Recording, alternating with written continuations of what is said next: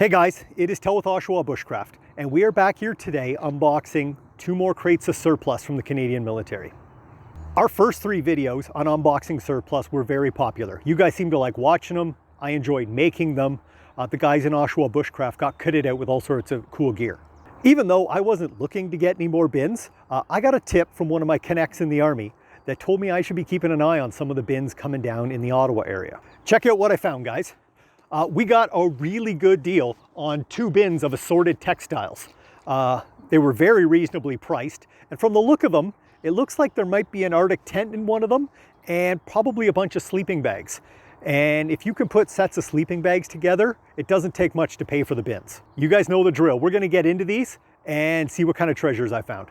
As usual, guys, I'm doing this in a parking lot because I got to get these bins inside my house, and I don't actually own a forklift or a loading dock. We got to do this by hand, so I'm only unpacking these bins one time.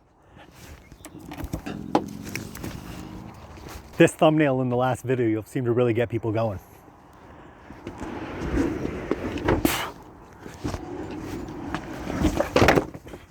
Nice. Uh-oh. Turn the camera around. Cool. I don't think I know these guys. I definitely don't know these guys. I totally thought we were busted there. How long's my fly been down? I just had a brief moment of panic as a G-Wagon from the local regiment just wheeled into the parking lot here, but they're just doing driver training. We're okay. Hoping the weather's going to cooperate and let us get this done. Okay, rain or not, we're doing this. Yeah. Okay, I have been dying to know what this tent is. We were debating, is this a piece of a liner from a mod tent, or is this like the Arctic 5-man tent liner? I don't have a ton of room here for pulling stuff out, but we got to figure this out. Any guesses? You got to have a guess, throw it in the comments. Tent liner center. S.E. Woods. Woods is like the backpacking company. October 1975. So liner center. So I guess it is mod tent. What do you know? I was right. Cool. We got 1 center piece of mod. Shouldn't have done that. Conveniently, I know a guy with a mod tent who could probably use it. Could use that. I gotta stop doing that. All right, let's get more of these tents out of the way. What the hell is it? It's got a door. Okay, that's definitely mod. Oh, here we go. We got a label. Blackout hallway. Woods, 1973. Hallway? Is that like a divider? Maybe they went inside mod to make it into 2 rooms, because it's really light duty. It's not waterproof. That's cool. My mod guy will want that too. Okay, this looks like the last piece of tent. We had blackout hallways when I was in the Army, but that was something else. What the hell? It has a stove jack. That's a start. Probably shouldn't touch that. We got a black section with a zipper. We got a center post for a center pole. This is one of the Arctic, I can't remember if it was a 5 or a 10-man tent. This must be the liner for it. You could tell the smoke damage from running a stove or a lantern inside it. Okay, hopefully the rest of this tent's in here. Okay, let's burn through some big stuff. Duffel bags. These are gonna be worth their weight in gold just in sorting all this. This is definitely an Army ground sheet, like it's half of the pup tent. We're gonna need that for keeping this stuff dry. No, this isn't a ground sheet. Hey, this is a bivy bag. This is part of the sleep system, the Gore-Tex waterproof bivy. Gore-Tex-like bivy, not in terrible shape. Many of these are shredded. That'll pay for part of this bin right here. While we're dealing with sleep system, we got the self-inflating pad made by Mustang Survival. And we got the gray version of the same thing. Actually, this one's made by Thermarest, Seattle, Washington. Continuing with the sleep system theme, we got the cotton liners. 1, 2, 3, 4, 5, 6, 7, 8, 9, 10. That looks like it for now. 10. Nice round number. A little bit of cat pad in here. We got another duffel bag to get out of the way. Oh, no, that's 11 liners. The hell is that a pillowcase? Is that a navy dress? Oh, it is. It's an apron from MASH. We have the main bag off of an 82 pattern rucksack. All the shoulder straps in it, and it looks like every strap on it's been sliced when they took it apart. Dicks. Salvageable, somebody wants to take the time. While we're on rucks and webbing, there is a practically unissued gas mask carrier. Make that 2, make that 3 of them. And I see a valise in here. These are still a half decent piece of gear. I mean, for a basic dry bag, they're fairly light. Another duffel bag with a quick release flap. Oh, I thought this was rain gear. It's a ground sheet. Yeah, it's definitely surplus. Thanks a lot, guys. We got another apron. This might actually be useful. Okay, more aprons. Army handkerchief. That's actually pretty cool. I'm gonna hang on to that. One more duffel bag, quite wet. And another quick release panel on it. We got, this is the, supposed to be the waterproof trench coat from the dress uniform. Hope I don't need that out here. What the hell is that? Cover Field Pack Camouflage White. I wonder if somebody pulled the drawstring out of this maybe? I got a ton of brown t-shirts. Oh, and another handkerchief. I'm keeping that. Oh no, these aren't t-shirts, they're scarves. These are actually pretty useful. One's a scarf, most are t-shirts. I mean, t-shirts are good. It's a good bland color for the field. Handkerchiefs are nice. Almost equivalent to a shemang. Guys find all sorts of uses for these. Okay, we got a bunch of the little stuff out of the way. There's a ton of sleep system components. So we're gonna go fast and furious and burn through this because it's mostly gonna be the same 3 parts. Let me try and keep this stuff dry. Not get it any wetter. An outer sleeping bag. Inner, it's in decent shape. Nope, it's got a big rip in it, easily repaired. It's raining, so it's wet. Sleeping bag, inner cold weather, March 2002. Peril Trimmings Incorporated. I looked these guys up once. I think they're in North Scarborough. It's a borough of Toronto. That's a fairly new bag. Inners go on that side. We got inner, 2006 GPLP. I wonder if that's a company. Something in here's ripped. There's down floating around. That one looks pretty good. It's just wet. That's salvageable. Whoa! We don't see too many of them look like this anymore. Sleeping bag inner, October 1974. Made by the Woods Bag and Canvas Company. I don't see a rip. Man, can you imagine where this might have gone? Golan Heights, Yugoslavia. Sleeping bag inner, 2006 again, no manufacturer.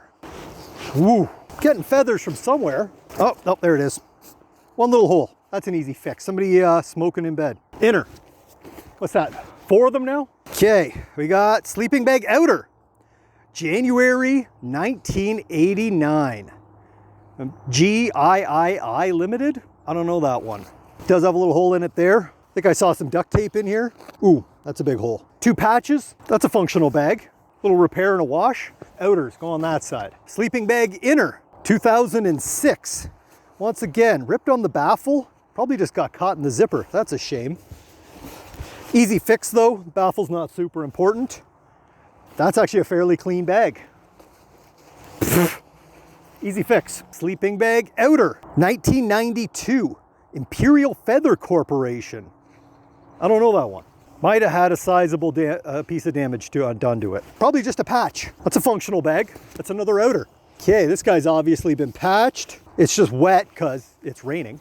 Sleeping bag outer. 2005. At PLGCA again. I hope that's just water. Ooh, why do I keep doing that? Outer. More bags. Sleeping bag outer. Woods Canada Limited. I don't see a year. It's a newer bag. That was an outer, right? Nice. All right, that gives us 4 outers and 4 inners. That's nice. Okay, that looks like it for sleeping bags in here, but I can start rhyming off 1, 2, 3, 4 more liners. We got another ground sheet. I might need that yet. And another ground sheet. 1 more sleeping bag liner. Another Gore-Tex bivvy. I don't see any serious damage on it. Case sleeping bag bivvy. No date. Okay, bivvies are good. Where'd I put that first one? Okay, I wasn't imagining this. Come here. I think this is an older one. Once again, cover sleeping bag, bivvy bag, but some of these are actually stamped Gore-Tex fabric, where my understanding is those later ones don't have a Gore-Tex stamp in them. I don't know if it's just they weren't paying for the licensing of Gore-Tex, so they don't get that stamp, because they seem about the same to me. Although, that does feel a lot lighter. Regular bivvies are like 2 pounds. That's a lot just for a sleeping bag cover. You can get a tent at 2 pounds. I'd be curious to weigh one of these ones. Ooh, looky what we got. These are the shoulder straps off the CTS rucksack. I've shown that to you guys. It's obviously showing a little bit of fraying up here. That could just be melted off. These are a size small, which as far as I know, they were all smalls. I've never found anything in the system but small. And it's got the sternum strap on them. And they didn't cut them. That's nice. These probably weren't supposed to be in there. And that, we got another duffel, 2 combat scarves, laundry bag, assorted gloves. You guys have a look for yourselves. I'm not pulling them all out.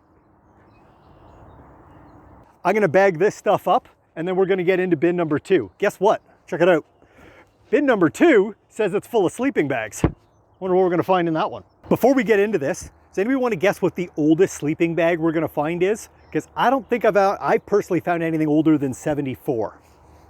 Anybody want to put a guess in right now? We got outer, 1974, Woods. It's in decent shape. I think we had the matching inner to this in a 74. It'd be cool to put year matching sets together. Inner, 2010. That's the newest one we found in this bin. Somebody ripped the bottom of the zipper open, but they didn't rip it any down. So that's, if you got a sewing machine, that's an easy fix. This is a nicer shape than any bag I was ever issued. We got inner, 2006. That GPLP again. That's a nice bag. What are we at now? 5 outer, 6 inner? Was somebody counting? This one feels grimy. Bright label though. Outer 2002. Little cigarette burn. Easy fix. Okay, label's missing. It is a Woods label. Anybody's guess? Oh, is that an inner or an outer? No tie-outs on the outside. I'm gonna say that's an outer. What the hell is that? Phew. Wow. Woods Bag and Canvas Company. Outer 1979, but yeesh. This thing needs a wash. That's not the crustiest one I've ever seen, but yep, come in here. God, look at the collar on this. That's grime and bug juice and camo paint. Gross, but washing machine will fix that. I said that was an outer, right?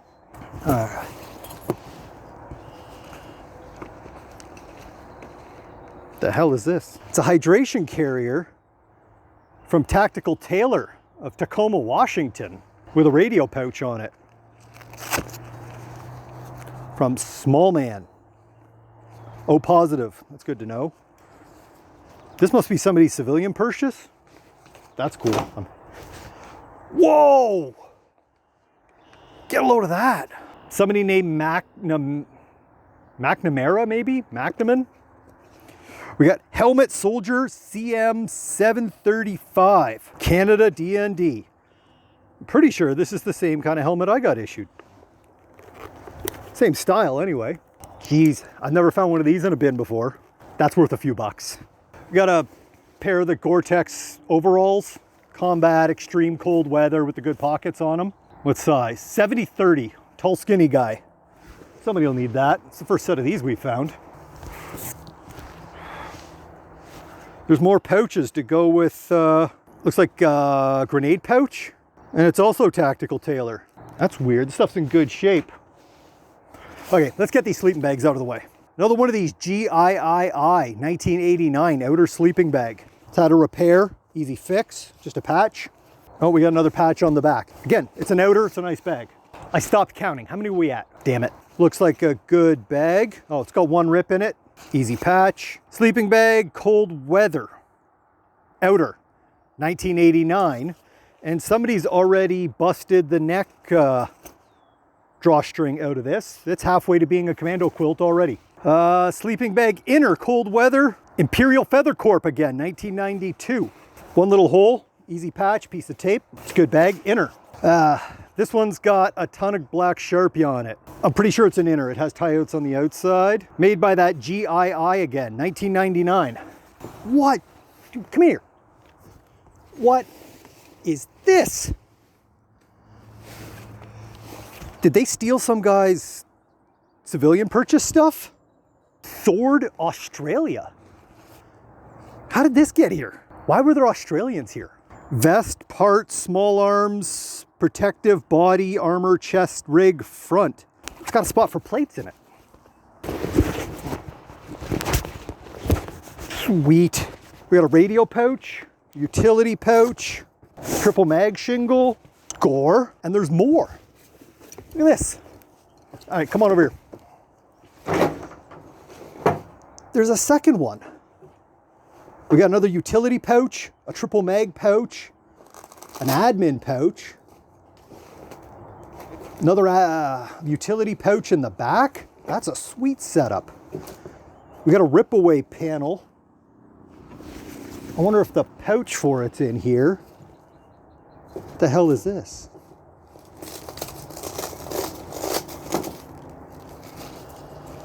It's made by Sword as well. Oh, it's a dump pouch. That's sweet. What the hell were Australians doing here? And they forgot their kit. Does this one have one of those? I do not. We got another plate carrier. What's this guy got?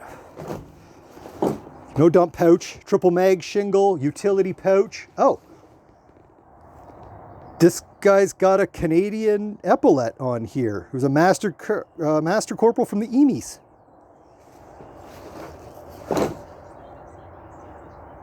Made by Sword Australia. You ever heard of them issuing this? This was not supposed to be a bin of tactical stuff. This was supposed to be a bin of sleeping bags. More Sword pouches. Looks like a utility pouch or maybe a machine gun belt. Another one, same thing.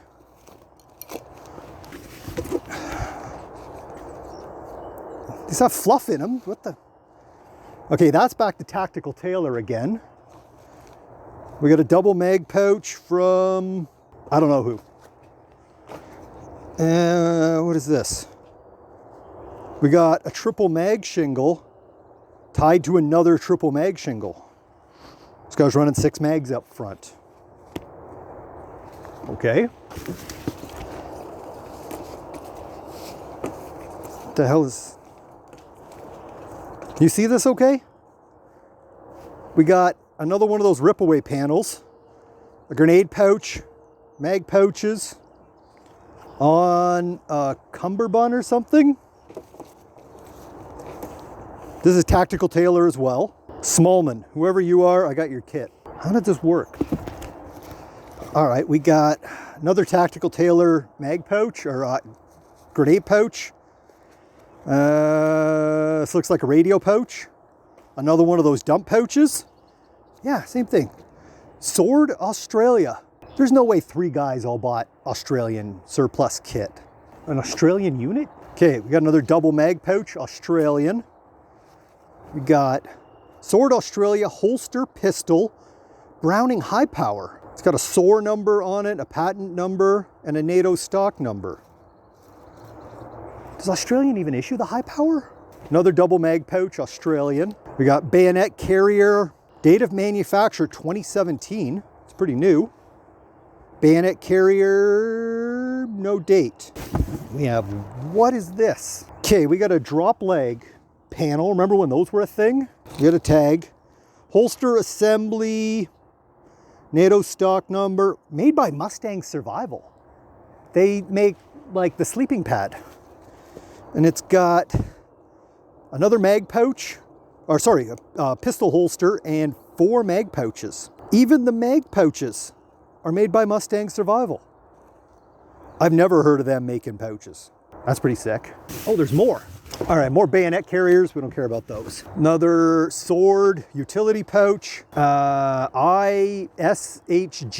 Oh, that's HSGI. Yeah, I've seen them around.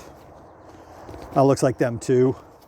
Another Sword mag pouch, more bayonet carriers, another utility pouch, Tactical Tailor, mag pouch, grenade pouch. I have the cam net to go with my helmet. Okay, this at least makes sense. This is the carrier for the cleaning kit for the C8 carbine. So back in my day, when you were issued the C7 rifle, it had a full-length buttstock on it, and you had a cleaning kit in the butt. But if you got the C8 carbine, it had a collapsible buttstock, and you couldn't hide anything in the stock. And so you had to carry the cleaning kit elsewhere. You would carry it in this on your webbing. And these are kind of rare, because it was probably like 1 C8 for every 10 C7s.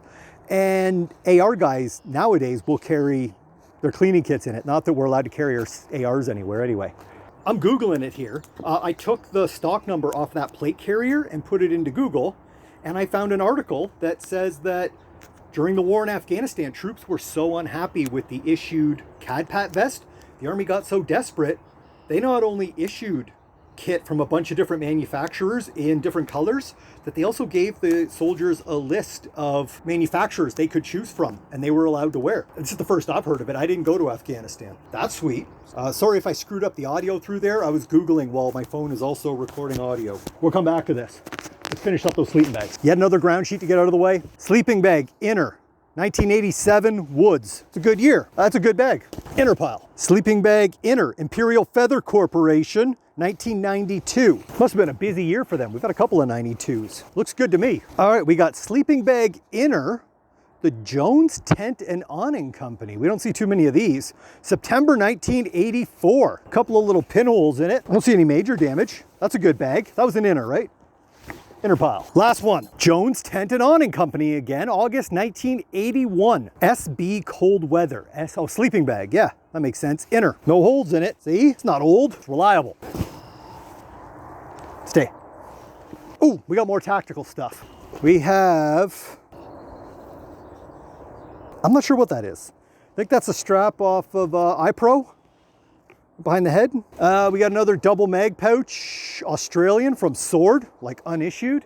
Or sorry, double grenade pouch. Oh, we got a Camelback cleaning kit for your Camelback, your hydration bladder. Tablets and a little brush. That's cool. Okay, I see more ruck parts. We got an 82 bag. All the straps are still on it. Check this out, guys. Some of you mocked me for my video on how to replace these buckles. Sub soldiers apparently were just zip tying Fastex buckles to the ladder buckles. They did that on both sides. Apparently, this guy didn't see my video or get in the field much. This ruck's like brand new.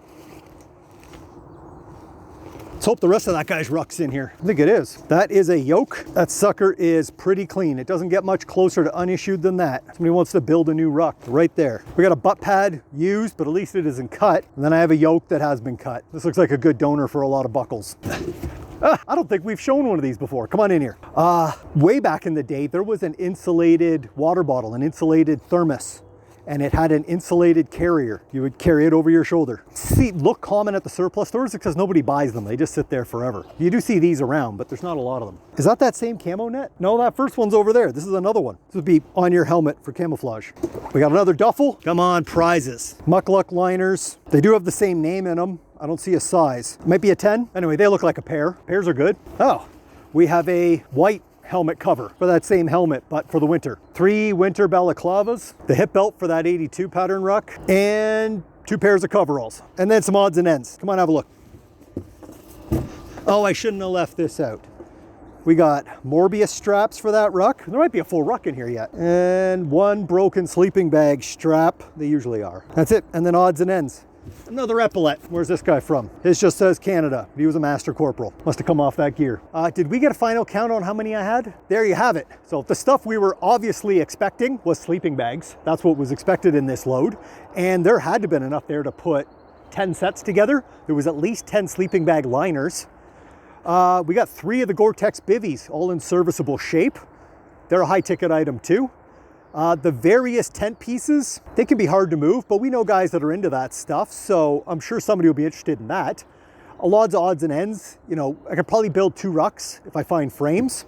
But, you know, the real prize, obviously, is the tactical gear. Like, who would expect a helmet in a load of fabrics? All this cool Australian stuff, it is quite rare here. I guess we figured out why there's a holster for a Browning High Power here. Canada still issues the 1935 Browning High Power. I thought it was just the reserve regiment still using it, but I just saw some pictures sent back from Europe of our troops in Latvia still over there training with high powers. So there you have it, guys. I hope you guys enjoy watching these as much as I enjoy making them. As usual, almost everything you see here will be for sale. I got a ton of sleeping bags to move. If you want to track me down, go to my YouTube channel, subscribe, and in the About section, you can find my email address. That's my actual email listed, or you can track me down on Facebook in the Oshawa Bushcraft Facebook group. Thanks again for watching, guys. Thank you for everything you do for my channel. Thank you for being patient with me. I'm out here doing my best. And as usual, until next time, go outside. YouTube will still be here when you get back.